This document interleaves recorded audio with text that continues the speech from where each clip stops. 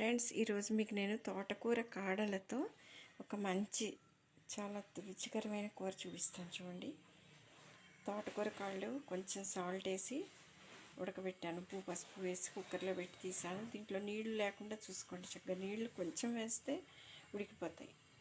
తర్వాత కొంచెం మినపప్పు, ఆవాలు, మెంతులు, ఇంగువ, పోపు, ఎండుమిర్చి, పచ్చిమిర్చి, కరివేపాకు, తర్వాత కొంచెం బెల్లం పొడి, కొంచెం చింతపండు రసం, ఒక స్పూను బియ్యం పిండి. ఇప్పుడు ఒక్క స్పూను నెయ్యి వేసాను. ఒక స్పూన్ నెయ్యి వేసి ఇది వేసాను. చూడండి,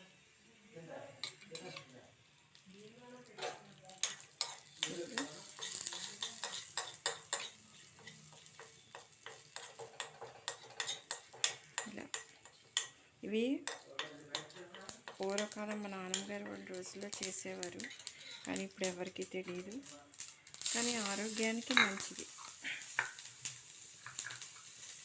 చూడండి, వేసాను. ఇది వేసాక చింతపండు రసం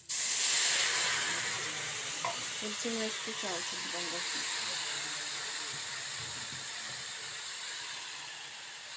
ఉప్పు వేసి ఉడికించుకున్నాం కదా, ఇంకా ఉప్పు వేయక్కర్లేదు. ఇది వేసాక కొంచెం బియ్యం పిండి వేసాను. ఒక స్పూన్, మళ్ళీ మీరు కన్ఫ్యూజ్ అవుతుందని స్పూనే పెట్టాను. చేసి చూడండి. ఇలాగా బీరకాయ, ఇలా బీరకాయ కూర చేసుకోవచ్చు. ఇలా బెల్లం అంతా కరిగిపోయాక ముక్కలు వేసేయాలి.